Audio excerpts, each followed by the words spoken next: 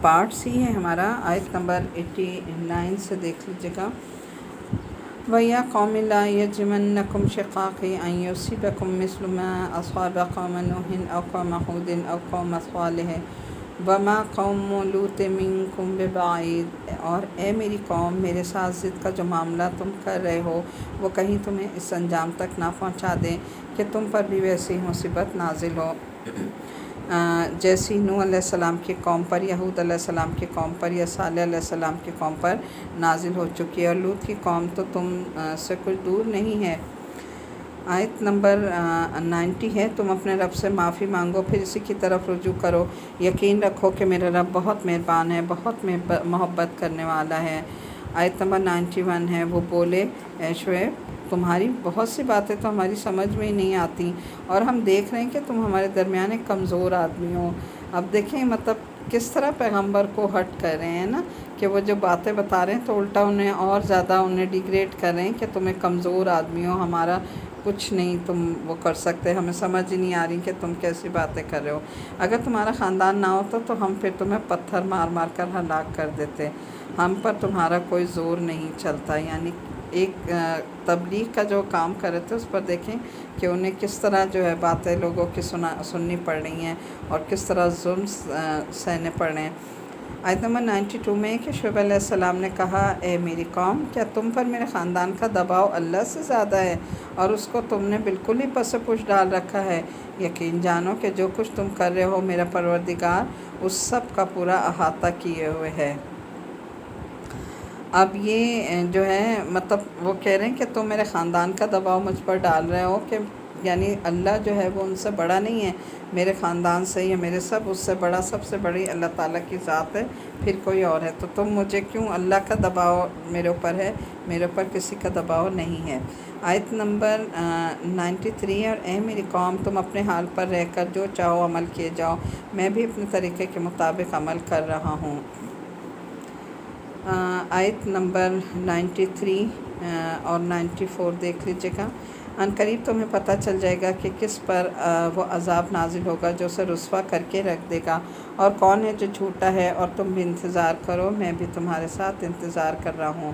آیت نمبر 94 اور آخر کار جب ہمارا حکم آ پہنچا تو ہم نے شعیب علیہ السلام اور ان کے ساتھ جو ایمان لائے تھے ان کو اپنی خاص رحمت سے بچا لیا، اور جن لوگوں نے ظلم کیا تھا انہیں ایک چنگھاڑ نے آ پکڑا اور وہ اپنے گھروں میں اس طرح اوندھے منہ گرے رہ گئے۔ یعنی چنگھاڑ کہتا ہے زلزلہ آیا تھا، ایک شدید زلزلہ، ایک چنگھاڑ آئی اور اللہ تعالیٰ نے ان کے گھروں کو الٹ کے رکھ دیا اور وہ گھروں میں اپنے اوندھے پڑے رہ گئے۔ آیت نمبر 95 ہے، جیسے کبھی وہاں بسے ہی نہ تھے، یعنی اللہ نے ایسا کر دیا کہ جیسے کوئی بسا ہی نہیں تھا، بالکل ختم کر دیا ان کو۔ یاد رکھو مدین کی بھی ویسی ہی بربادی ہوئی جیسے بربادی سمود کی ہوئی تھی۔ آیت نمبر 96 ہے، اور ہم نے موسیٰ کو اپنی نشانی اور روشن دلیل کے ساتھ پیغمبر بنا کر فرعون اور اس کے سرداروں کے پاس بھیجا، تو انہوں نے فرعون کی بات مانی، حالانکہ فرعون کی بات کو ٹھکانے کی بات نہ تھی۔ آیت نمبر 98 ہے، وہ قیامت کے دن یقدم قومہ یوم القیامہ فأوردہم النار وبئس الورد المورود۔ وہ قیامت کے دن اپنے قوم کے آگے آگے ہوگا اور ان سب کو دوزخ میں لا کر اتارے گا، اور وہ بدترین ٹھکانہ ہے جس میں کوئی اترے۔ یعنی اللہ تعالیٰ نے دیکھیں وعید کہاں دنیا میں ہی قرآن پاک میں سنا دی تھی کہ یہ وہ شخص ہے کہ جو جہنم رسید ہوگا، اور جو اس کے فالوورز ہیں، اس کو فالو کریں گے، اس کے رسم و رواج کو اپنائیں گے، وہ بھی اس کے ساتھ ہی جہنم کی وادی میں جا کے گریں گے۔ آیت نمبر 99 103 تک دیکھ لیجیے گا۔ وَأُتْبِعُوا فِي هَٰذِهِ لَعْنَةً يَوْمَ الْقِيَامَةِ بِئْسَ الْوِرْدُ الْمَرْفُودُ۔ اور پھٹکار اس دنیا میں بھی ان کے پیچھے لگا دی گئی، اور قیامت کے دن بھی یہ بدترین صلہ ہے جو کسی کو دیا جائے۔ یہ ان بستیوں کے کچھ حالات ہیں جو ہم تمہیں سنا رہے ہیں۔ ان میں سے کچھ بستیاں وہ بھی ہیں جو اپنی جگہ پر کھڑی ہیں اور کچھ کٹی ہوئی فصل کی طرح بے نشان بن گئیں۔ اب یہ دیکھیں اللہ تعالیٰ کیا بتا رہے ہیں کہ نبی کریم صلی اللہ علیہ وسلم کو نہیں پتہ تھا، بلکہ یہ سارے واقعات جو ہے اللہ تعالیٰ بتا رہے ہیں، وحی کے ذریعے آپ صلی اللہ علیہ وسلم کو بتا رہے ہیں۔ اور ان پر آیت 101 ہے، اور ان پر ہم نے کوئی ظلم نہیں کیا بلکہ انہوں نے خود اپنی جانوں پر ظلم کیا تھا، جس کا نتیجہ یہ ہوا کہ جب تمہارے پروردگار کا حکم آیا تو جن معبودوں کو وہ اللہ کے بجائے پکارا کرتے تھے وہ ان کے ذرا بھی کام نہ آئے، اور انہوں نے ان کو تباہی کے سوا اور کچھ نہیں دیا۔ آیت نمبر 102 ہے، اور جو بستیاں ظالم ہوتی ہیں تمہارا رب جب ان کو اپنی گرفت میں لے لیتا ہے تو اس کی پکڑ ایسی ہی ہوتی ہے، واقعی اس کی پکڑ بڑی ہی دردناک اور سخت ہے۔ ان فی ذلک لآیۃ لمن خاف عذاب الآخرہ ذلک یوم مجموع لہ الناس وذلک یوم مشہود۔ ان ساری باتوں میں اس شخص کے لیے بڑی عبرت ہے جو آخرت کے عذاب سے ڈرتا ہو۔ وہ ایسا دن ہوگا جس کے لیے تمام لوگوں کو اکٹھا کیا جائے گا، اور وہ ایسا دن ہوگا جسے سب کے سب ہم کھلی آنکھوں سے دیکھیں گے۔ اب یہ جو 101 آیت ہے نا، اس میں کیا ہے کہ فرعون کا ملک جو تھا وہ مصر فرعون کے غرق ہونے کے بعد بھی باقی رہا، یعنی اللہ تعالیٰ نے فرعون کو اس کی ساری قوم کو تباہ کر دیا تھا، لیکن اس کا جو ملک تھا وہ باقی رہا مصر۔ لیکن یہ جو سمود اور عاد تھے اور قوم لوط علیہ السلام کی جو بستیاں تھیں وہ ایسے تباہ ہوئیں کہ اللہ نے دوبارہ پھر ان کو آباد نہیں کیا، یعنی ان کے جرم ایسے تھے کہ اللہ تعالیٰ نے دوبارہ ان بستیوں کو بسانا پسند ہی نہیں فرمایا۔ اس کے بعد دیکھیے آیت نمبر 105 104 سے لے کر 107 تک۔ وَمَا نُؤَخِّرُهُ إِلَّا لِأَجَلٍ مَّعْدُودٍ يَوْمَ يَأْتِ لَا تَكَلُّمُ نَفْسٌ إِلَّا بِإِذْنِهِ فَمِنْهُمْ شَقِيٌّ وَسَعِيدٌ۔ ہم نے اسے ملتوی کیا ہے تو بس ایک گنی چنی مدت کے لیے ملتوی کیا، جب وہ دن آ جائے گا تو کوئی اللہ کی اجازت کے بغیر بات نہیں کر سکے گا، پھر ان میں کوئی بدحال ہوگا اور کوئی خوشحال، چنانچہ جو بدحال ہوں گے وہ دوزخ میں ہوں گے جہاں ان کی چیخیں چلانے کی آوازیں آئیں گی۔ یہ اس میں آیت نمبر 107، یہ اس میں ہمیشہ ہمیشہ رہیں گے جب تک آسمان اور زمین قائم ہیں، الا یہ کہ تمہارے رب ہی کو کچھ اور منظور ہو، یقیناً تمہارا رب جو ارادہ کر لے اس پر اچھی طرح عمل کرتا ہے۔ اچھا، یہاں آیت نمبر 161 میں تھوڑا سا دیکھ لیجئے، اس سے موجودہ زمین اور آسمان مراد نہیں ہے کیونکہ یہ تو قیامت کے ساتھ ختم ہو جائیں گے، یعنی جب قیامت آئے گی تو یہ جو موجودہ ہمارے زمین آسمان ہیں جنہیں ہم دیکھ رہے ہیں یہ ختم ہو جائیں گے، لیکن قرآن کریم سے ہی ہمیں معلوم ہوتا ہے کہ آخرت میں وہاں کے حالات کے مطابق اللہ تعالیٰ نے دوسرے زمین اور آسمان پیدا کیے ہوں گے، اور چونکہ وہ زمین آسمان ہمیشہ رہیں گے اس لیے اس آیت کا بھی مطلب یہ ہوا کہ وہ لوگ جو دوزخ میں جہنم میں جائیں گے وہ ہمیشہ ہمیشہ اس میں رہیں گے۔ اور آگے آیت نمبر 107 میں جو ہے کہ یہ حقیقت واضح فرمائی گئی ہے کہ کسی عذاب و ثواب کا تمام تر فیصلہ اللہ تعالیٰ کے اختیار میں ہے۔ کسی کی فرمائش یا سفارش پہ یہ نہیں ہوگا کہ اللہ کسی کی فرمائش یا سفارش پہ اس کو جنت میں بھیج دیں اس کو دوزخ میں، نہیں، یہ فیصلہ کس کا فائنلی کون کرے گا؟ اللہ تعالیٰ کریں گے۔ اور دوسرے یہ کہ کافروں کو عذاب دینا اللہ کی کوئی مجبوری نہیں ہے بلکہ اللہ تعالیٰ کی مشیت پر موقوف ہے کہ اللہ نے سمجھا دیا، پھر بھی اگر ایمان نہیں لائے تو ظاہر ہے وہ عذاب کے مستحق ہوں گے۔ آگے آیت نمبر 108 109 110 اور 111 کا ترجمہ دیکھ لیجیے گا۔ وَأَمَّا الَّذِينَ صُعِدُوا فَفِي الْجَنَّةِ خَالِدِينَ فِيهَا مَا دَامَتِ السَّمَاوَاتُ وَالْأَرْضُ إِلَّا مَا شَاءَ رَبُّكَ عَطَاءً غَيْرَ مَجْذُوذٍ۔ اور جو لوگ خوشحال ہوں گے وہ جنت میں ہوں گے جس میں وہ ہمیشہ ہمیشہ رہیں گے جب تک آسمان اور زمین قائم ہیں، الا یہ کہ تمہارے رب ہی کو کچھ اور منظور ہو۔ یہ ایک ایسی عطا ہوگی جو کبھی ختم نہ ہونے والی ہوگی۔ 109 آیت ہے، لہٰذا اے پیغمبر یہ مشرکین جن بتوں کی عبادت کرتے ہیں ان کے بارے میں ذرا بھی شک میں نہ رہنا، یہ تو اسی کی عبادت کر رہے ہیں جیسے ان کے باپ دادا پہلے عبادت کیا کرتے تھے، اور یقین رکھو کہ ہم ان سب کو ان کا حصہ پورا پورا دیں گے جس میں کوئی کمی نہیں ہوگی۔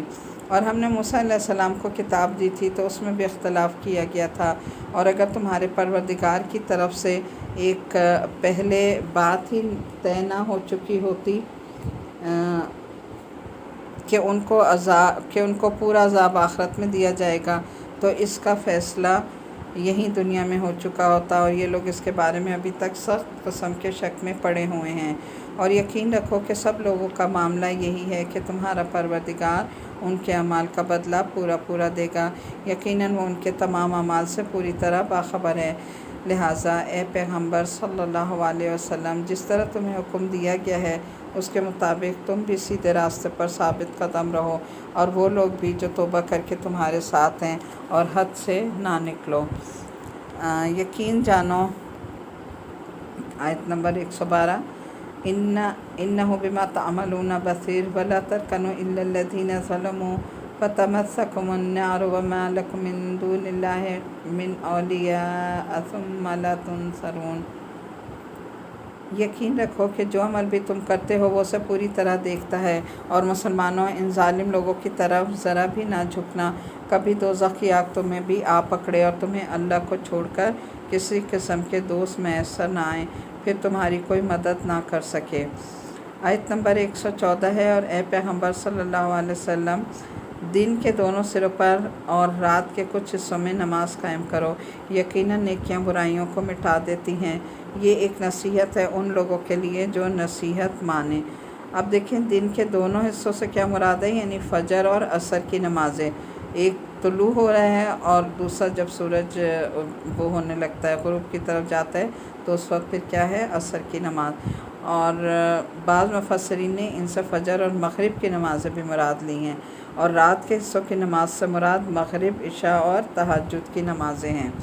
اب یہاں پر جو ایک بات کی گئی ہے نا 114 آیت میں، کہ برائیوں سے یہاں مراد صغیرہ گناہ ہیں، تو صغیرہ گناہ کون سے ہوتے ہیں کہ جو وضو، نماز اور دوسرے تمام کاموں کی خاصیت یہ ہے کہ وہ انسان کے چھوٹے موٹے گناہوں کو مٹا دیتے ہیں۔ تو کیا کہا جا رہا ہے آیت نمبر 114 میں، کہ یقیناً برائیاں جو ہے وہ نیکیاں برائیوں کو مٹا دیتی ہیں۔ ان الحسنات یذہبن السیئات، صغیرہ گناہ جو ہے وہ وضو، نماز اور دوسرے نیک کام کرنے سے معاف ہو جاتے ہیں۔ اور صبر سے کام لو، اس لیے کہ اللہ نیکی کرنے والوں کا اجر ضائع نہیں کرتا۔ 116 ہے، تم سے پہلے جو امتیں گزری ہیں، بھلا ان میں ایسے لوگ کیوں نہ ہوئے جن کے پاس اتنی بچی کچی سمجھ تو ہوتی کہ وہ لوگوں کو زمین میں فساد کرنے سے روکتے۔ ہاں، تھوڑے سے لوگ تھے جن کو ہم نے عذاب سے نجات دی تھی۔ آیت نمبر 116، 17، 18 اور 119 دیکھ لیجئے۔ وَاتَّبِعَ الَّذِينَ ظَلَمُوا مَا أُتْرِفُوا فِيهِ وَكَانُوا مُجْرِمِينَ، اور جو لوگ ظالم تھے وہ جس عیش و عشرت میں تھے اسی کے پیچھے لگے رہے اور جرائم کا ارتکاب کرتے رہے۔ اور تمہارا پروردگار ایسا نہیں ہے کہ بستیوں پر ظلم کریں یا انہیں تباہ کر دے جبکہ ان کے باشندے صحیح روش پر چل رہے ہوں۔ یعنی کوئی اللہ تعالیٰ ظلم نہیں کرتا کہ اگر بندے جو ہے وہ اللہ تعالیٰ کا حکم مان رہے ہیں اور اپنے پروردگار کی بات مان رہے ہیں، تو پھر اللہ انہیں نہیں بستیوں کو پکڑے گا یا ان کے باشندوں کو بلا وجہ اللہ تعالیٰ جو ہے وہ عذاب میں مبتلا نہیں کرے گا جبکہ وہ صحیح راستے پر ہوں۔ اور آیت نمبر 118 ہے، اور اگر تمہارا پروردگار چاہتا تو تمام انسانوں کو ایک ہی طریقے کا پیروکار بنا دیتا، مگر کسی کو زبردستی کسی دین پر مجبور کرنا حکمت کا تقاضا نہیں ہے، اس لیے انہیں اپنے اختیار سے مختلف طریقے اپنانے کا موقع دیا گیا، اور وہ اب ہمیشہ مختلف راستوں پر ہی رہیں گے۔ 119 آیت ہے، البتہ جن پر تمہارا پروردگار رحم فرمائے گا ان کی بات اور ہے کہ اللہ انہیں حق پر قائم رکھے، اور اسی امتحان کے لیے اس نے ان کو پیدا کیا، اور تمہارے رب کی وہ بات پوری ہوگی جو اس نے کہی تھی کہ میں جہنم کو جنات اور انسانوں دونوں سے بھر دوں گا۔ آیت نمبر 119 میں دیکھیں کہ اللہ تعالیٰ نے قرآن پاک میں کیا واضح فرمایا ہے کہ اللہ تعالیٰ چاہتا تو اللہ کے لیے مشکل نہیں تھا، اللہ تعالیٰ کون کہتا تمام لوگوں کو زبردستی ایک دین کا پابند بنا دیتا، لیکن اس کائنات کی تخلیق اور انسان کو اس میں بھیجنے کا اصل مقصد کیا ہے کہ انسان کو اچھے برے کی تمیز سکھائی جائے اور اسے موقع دیا جائے کہ وہ اپنے اختیار اور مرضی سے جو راستہ اختیار کرنا چاہے کرے، اسی میں اس کا امتحان ہے کہ وہ اپنی مرضی اور اختیار کو ٹھیک استعمال کرتا ہے اور اس کے نتیجے میں جنت کماتا ہے، یا پھر اس کا غلط استعمال کر کے جہنم میں پہنچ جاتا ہے۔ اس امتحان کی وجہ سے اللہ تعالیٰ نے کسی کو اس اختیار کے بغیر زبردستی کسی ایک راستے پر نہیں ڈالنا، یعنی اللہ تعالیٰ کا جو ہے یہ قانون ہی نہیں ہے، اللہ تعالیٰ چاہتے ہی نہیں کہ زبردستی کسی کو کسی دین پر ڈالا جائے۔ اللہ نے سارے دونوں راستے جو ہے ہمیں بتا دیے کہ یہ نیکی کا راستہ ہے، یہ بدی کا راستہ ہے، یہ جنت کی طرف جائے گا اور یہ جہنم کی طرف۔ اب مرضی تمہاری ہے، اختیار تمہیں دے دیا، آزادی تمہیں دے دی، جو راستہ اختیار کرنا چاہتے ہو کر لو۔ آخر میں امتحان کا رزلٹ جو ہے وہ ایک نہ ایک دن آئے گا اور پھر تمہیں خود پتہ چل جائے گا کہ تم کیا کر آئے ہو۔ آیت نمبر 120، 21، 122، 123 دیکھ لیجئے۔ وَكُلًّا نَقُصُّ عَلَيْكَ مِنْ أَنْبَاءِ الرُّسُلِ مَا نُثَبِّتُ بِهِ فُؤَادَكَ وَجَاءَكَ فِي هَٰذِهِ الْحَقُّ وَمَوْعِظَةٌ وَذِكْرَىٰ لِلْمُؤْمِنِينَ۔ اور اے پیغمبر، گزشتہ پیغمبروں کے واقعات میں سے وہ سارے واقعات ہم تمہیں سنا رہے ہیں جن سے ہم تمہارے دل کو تقویت پہنچائیں، اور ان واقعات کے ضمن میں تمہارے پاس جو بات آئی ہے وہ خود بھی حق ہے اور تمام مومنوں کے لیے نصیحت اور یاد دہانی بھی ہے۔ اور جو لوگ ایمان نہیں لا رہے ان سے کہو کہ تم اپنی موجودہ حالت پر عمل کیے جاؤ، ہم بھی اپنے طریقے پر عمل کر رہے ہیں، اور تم بھی اللہ کے فیصلے کا انتظار کرو، ہم بھی انتظار کرتے ہیں۔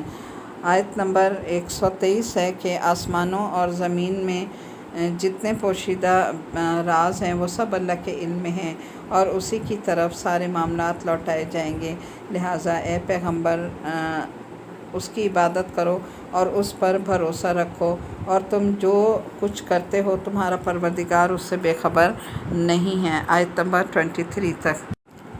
سورہ یوسف شروع کرنے سے پہلے اس کا تعارف کرا دوں، تھوڑا سا انٹروڈکشن ہم دیکھ لیں۔ دیکھیں، صرف ترجمہ ہمیں نہیں پڑھنا کہ خالی ہم ترجمہ سن کر ہم فارغ ہو جائیں۔ بات یہ ہے کہ جب ہم قرآن پاک کو کھول کر بیٹھے ہیں تو کم از کم ہر صورت کا آپ کو بیک گراؤنڈ پتہ ہونا چاہیے کہ یہ صورت کس کانٹیکسٹ میں نازل ہوئی اور اس کے اندر کیا ہے۔ تھوڑا سا اپنے ذہن میں ان چیزوں کو رکھیں تاکہ آپ کو جو قرآن کے ساری صورتوں کا ایک کانسیپٹ سمجھ میں آ جائے۔ اسی لیے میں تھوڑا سا بیک گراؤنڈ آپ کو ساتھ ساتھ بتاتی جا رہی ہوں۔ بے شک تھوڑا سا زیادہ ٹائم ہو جائے گا، لیکن انشاءاللہ تعالیٰ ایک ذہن آپ کا بن جائے گا کہ ہم نے کس صورت میں کیا پڑھا ہے اور اس صورت کا کیا مطلب ہے۔ یہ صورت بھی مکہ مکرمہ میں نازل ہوئی تھی، اور کچھ روایات میں آتا ہے کہ یہودیوں نے آنظر صلی اللہ علیہ وسلم سے یہ سوال کیا تھا کہ بنو اسرائیل کے لوگ جو فلسطین کے باشندے تھے مصر میں جا کر کیوں آباد ہوئے؟ ان لوگوں کا خیال یہ تھا کہ آپ کے پاس چونکہ بنو اسرائیل کی تاریخ معلوم کرنے کا کوئی ذریعہ نہیں ہے، اس لیے آپ اس سوال کا جواب نہیں دے پائیں گے، اور اس طرح ہم آپ کے خلاف پروپیگنڈا کرنے کا ہمیں موقع مل جائے گا کہ آپ معاذ اللہ سچے نبی نہیں ہیں۔ اس سوال کے جواب میں اللہ تعالیٰ نے یہ پوری سورہ یوسف نازل فرما دی، جس میں پوری تفصیل اور وضاحت جو تھی وہ حضرت یوسف علیہ السلام کے بارے میں تھی۔ دراصل بنو اسرائیل کے جو جد امجد یعنی حضرت یعقوب علیہ السلام تھے، انہی کا دوسرا نام اسرائیل تھا۔ اب یہ تھوڑا یعقوب علیہ السلام کا دیکھ لیجئے گا بیک گراؤنڈ کے وہ کیا تھے۔ ان کا دوسرا نام اسرائیل تھا اور ان کے 12 صاحبزادے تھے۔ انہی کی نسل سے بنو اسرائیل کے 12 قبیلے پیدا ہوئے۔ اس صورت میں یہ بتایا گیا ہے کہ حضرت یعقوب علیہ السلام اپنے صاحبزادوں کے ساتھ فلسطین میں مقیم تھے، جن میں حضرت یوسف علیہ السلام اور ان کے بھائی بنیامین بھی شامل تھے۔ ان دونوں کے سوتیلے بھائیوں نے سازش کر کے حضرت یوسف علیہ السلام کو ایک کنویں میں ڈال دیا۔ اب دیکھیں، حضرت یعقوب علیہ السلام جو تھے انہوں نے 2 شادیاں کی تھیں۔ ایک بیوی سے 10 بیٹے تھے اور دوسری بیوی سے ان کے 2 بیٹے تھے، اور یہ دونوں سگے بیٹے کون تھے؟ حضرت یوسف اور حضرت بنیامین 2 سگے بھائی تھے، اور دوسرے جو باقی تھے وہ دوسری بیوی سے تھے 10 بھائی۔ یہ اس طرح ان کی ہسٹری تھی۔ ان دونوں کے سوتیلے بھائیوں نے ظاہر جیسے ہوتا ہے کہ ایک جیلسی ہوتی ہے سگے سوتیلوں میں، تو ان میں بھی ظاہر سوتیلے بھائیوں میں جو تھی جیلسی تھی۔ انہیں یہ تھا کہ شاید ہمارے باپ جو ہیں حضرت یعقوب علیہ السلام وہ یوسف کو زیادہ توجہ دیتے ہیں اور اس کو زیادہ پیار کرتے ہیں، تو ہم ان کو یہاں سے راستے سے ہٹا دیتے ہیں تاکہ ان کی توجہ ہماری طرف ہو جائے۔ تو ان دونوں ستیلے بھائیوں نے سازش کر کے حضرت یوسف علیہ السلام کو ایک کنویں میں ڈال دیا، جہاں سے ایک قافلہ انہیں اٹھا کر مصر کے ایک سردار کے ہاتھ بیچ دیا اس نے۔ شروع میں وہ غلامی کی زندگی گزارتے رہے، لیکن اس واقعے کے بعد اس سردار کی بیوی زلیخا نے انہیں گرفتار کر کے جیل بھجوا دیا۔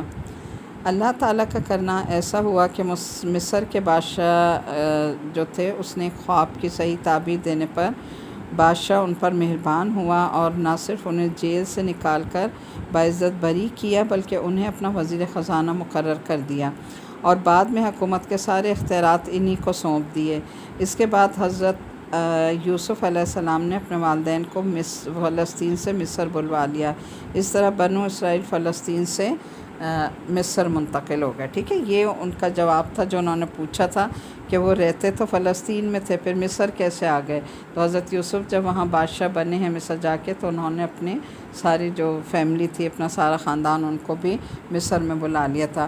سورہ یوسف کی ایک خصوصیت یہ ہے کہ اس میں یوسف علیہ السلام کا پورا واقعہ اللہ تعالیٰ نے ایک ہی تسلسل یعنی ایک اسٹیج میں تفصیل کے ساتھ فرمایا ہے، اور تقریباً پوری صورت اسی کے لیے وقف ہے، اور پھر کسی اور صورت میں کسی اور جگہ قرآن میں پھر اس واقعے کا یا اس صورت کے بارے میں نہیں آیا۔ اللہ تعالیٰ نے ان کافروں پر ایک حجت قائم کر دی تھی جو حضرت صلی اللہ علیہ وسلم کی نبوت کا انکار کرتے تھے۔ اب یہ بات ان پر بھی واضح ہو گئی تھی کہ اس واقعے کا علم ہونا آپ کے پاس تو کوئی ذریعہ نہیں ہے، لہٰذا ظاہر ہے کہ آپ کو وحی کے علاوہ کسی اور طریقے سے حاصل ہو ہی نہیں سکتی یہ تفصیل۔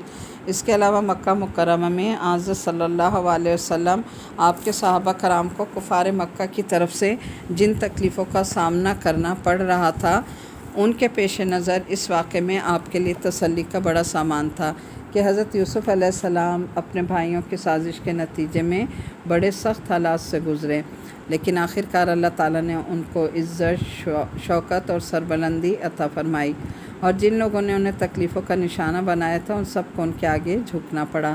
اسی طرح حضرت صلی اللہ علیہ وسلم کو اگرچہ مکہ مکرمہ میں بڑی تکلیفیں اٹھانی پڑ رہی تھیں، لیکن آخر کار یہ سازشی لوگ آپ کے سامنے جھکیں گے اور حق غالب ہو کر رہے گا۔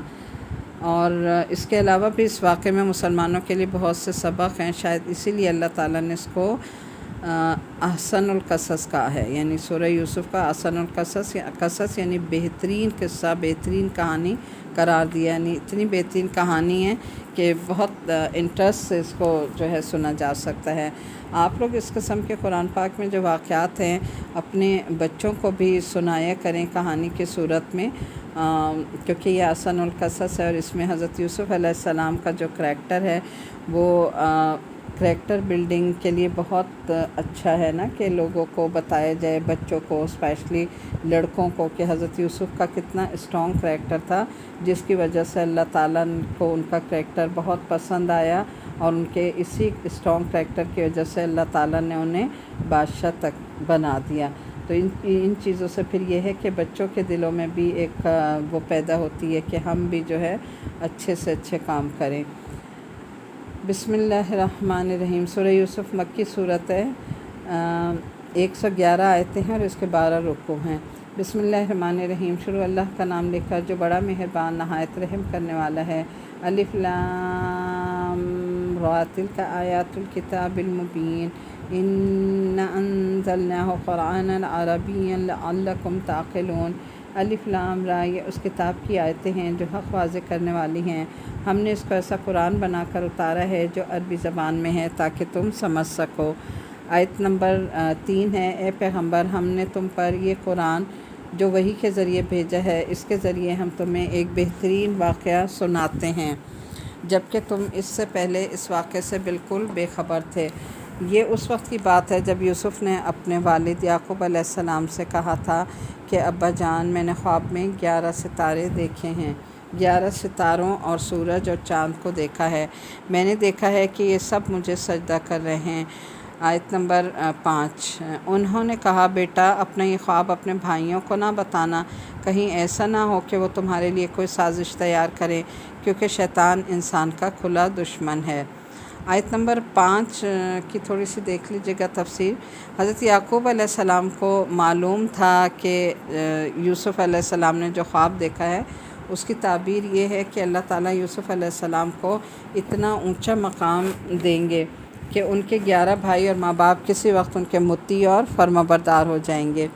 دوسری طرف صورتحال یہ تھی کہ حضرت یعقوب علیہ السلام کے کل 12 بیٹے تھے، ان میں سے 2 بیٹے یعنی حضرت یوسف علیہ السلام اور بنیامین ایک والدہ سے تھے اور باقی صاحبزادے ان کی دوسری اہلیہ سے تھے۔ حضرت یعقوب علیہ السلام کو اندیشہ ہوا کہ دوسرے سوتیلے بھائیوں کو اس خواب کی وجہ سے حسد نہ ہو اور شیطان کے بہکاوے میں آ کر وہ یوسف علیہ السلام کے خلاف کوئی کارروائی نہ کر بیٹھیں۔ اسی طرح آیت نمبر 6 میں دیکھیے، اور اسی طرح تمہارا پروردگار تمہیں نبوت کے لیے منتخب کرے گا اور تمہیں تمام باتوں کا صحیح مطلب نکالنا سکھائے گا جس میں خوابوں کی تعبیر کا علم بھی داخل ہے، اور تم پر اور یعقوب کے اولاد پر اپنی نعمت اسی طرح پوری کرے گا جیسے اس نے اس سے پہلے تمہارے ماں باپ اور ابراہیم اور اسحاق پر پوری کی تھی۔ یقیناً تمہارا پروردگار علم کا بھی مالک ہے، حکمت کا بھی مالک۔ آیت نمبر 7 ہے کہ حقیقت یہ ہے کہ جو لوگ اس واقعے سے پوچھ رہے ہیں ان کے لیے یوسف اور ان کے بھائیوں کے حالات میں بڑی نشانیاں ہیں۔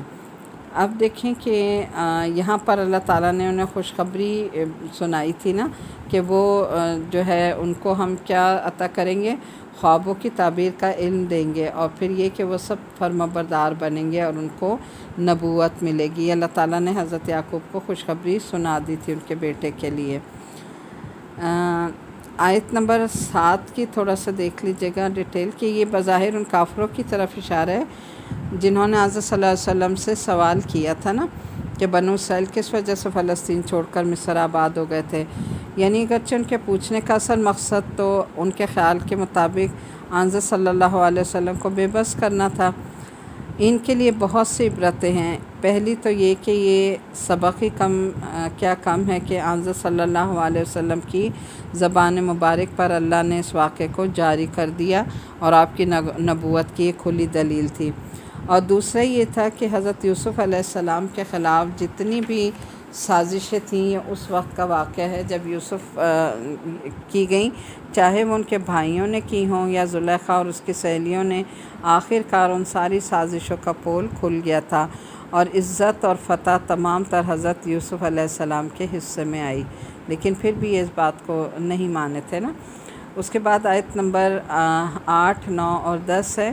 یہ اس وقت کا واقعہ ہے جب یوسف کے ان ستیلے بھائیوں نے آپس میں کہا تھا کہ یقینی طور پر ہمارے والد کو ہمارے مقابلے میں یوسف اور اس کے حقیقی بھائی بنیامین سے زیادہ محبت ہے، حالانکہ ہم ان کے لیے ایک مضبوط جتھا بنے ہوئے ہیں۔ ہمیں یقین ہے کہ ہمارے والد کسی کھلی غلط فہمی میں مبتلا ہیں۔ اب اس کا حل یہ ہے کہ یوسف کو قتل ہی کر ڈالو یا اسے کسی اور سرزمین میں پھینکاؤ تاکہ تمہارے والد کی ساری توجہ خالص ہو کر تمہاری طرف ہو جائے، اور یہ سب کرنے کے بعد پھر توبہ کر کے نیک بن جاؤ۔ یعنی جب تک مظلوم معاف نہ کرے اس وقت تک جو ہے وہ معافی نہیں ہوتی۔ انہی میں سے ایک کہنے والے نے کہا یوسف کو قتل تو نہ کرو، البتہ اگر تمہیں کچھ کرنا ہی ہے تو اسے کسی اندھے کنویں میں پھینکاؤ تاکہ کوئی قافلہ اسے اٹھا کر لے جائے۔ اب یہاں دیکھیں آیت نمبر 9 میں کہ اب انہوں نے جو کہا کہ ہر گناہ کی معافی جو ہے وہ توبہ سے ہو سکتی ہے، چنانچہ توبہ مانگ کر پھر ساری عمر نیکی کرتے رہنا۔ یعنی بات انہوں نے کیا کی کہ کوئی بات نہیں، ٹھیک ہے ہم ایسا کر لیں گے، یعنی انہیں قتل کر دیں گے اور پھر ہم کیا کریں گے، ہم اللہ تعالیٰ سے توبہ کر لیں گے۔ تو توبہ تو کر لیں گے لیکن ساری عمر نیکی کرتے رہنا بھی جو ہے وہ اس کا ازالہ نہیں ہوگا۔ تو بدترین عمل یہ ہے کہ انسان توبہ کی آس پر گناہ کیے جائے اور گناہ نہ چھوڑے، یا اس آس پہ گناہ کرے کہ میں اب گناہ کر لوں اور بعد میں معافی مانگ لوں گا اللہ سے، تو یہ جو ہے توبہ قبول نہیں ہوتی جب تک کہ وہ مظلوم معاف نہ کر دے جس کے اوپر ہم نے ظلم کیا ہے۔ اس کا مطلب یہ نہیں تھا کہ ہم بعد میں نیک بن جائیں گے۔ تو اس کے بعد کیا ہوا، آیت نمبر 14 کو دیکھیے، آیت نمبر 11 سے 14 تک۔ قالوا یا ابانا ما لک لا تأمنا علی یوسف وإنا لہ لناصحون، چنانچہ ان بھائیوں نے اپنے والد سے کہا کہ ابا یہ آپ کو کیا ہو گیا ہے کہ آپ یوسف کے معاملے میں ہم پر اطمینان نہیں کرتے، حالانکہ اس میں کوئی شک نہ ہونا چاہیے کہ ہم اس کے پکے خیر خواہ ہیں۔ کل آپ اسے ہمارے ساتھ تفریح کے لیے بھیج دیجئے تاکہ وہ کچھ کھائے پیے اور کچھ کھیل کود لے، اور یقین رکھے کہ ہم اس کی پوری حفاظت کریں گے۔ آیت نمبر 12۔ اب یہ دیکھیں، اپنے بھائی کو ساتھ لے جانے کی کوشش کی، لیکن حضرت یعقوب علیہ السلام نے منع فرما دیا۔ انہوں نے کہا کہ نہیں، میں اسے نہیں بھیج سکتا تمہارے ساتھ۔ اور کہا کیا کہ یعقوب علیہ السلام نے کہا کہ تم اسے ساتھ لے جاؤ گے تو مجھے اس کی جدائی کا غم ہوگا، اور مجھے یہ اندیشہ بھی ہے کہ کسی وقت جب تم اس کی طرف سے غافل ہو تو کوئی بھیڑیا اسے کھا جائے۔ تو آپ دیکھیں کہ صرف اتنی بات وہ کہہ رہے ہیں کہ اب تم لے جاؤ گے تو میں اس کی جدائی کا غم برداشت نہیں کر سکوں گا۔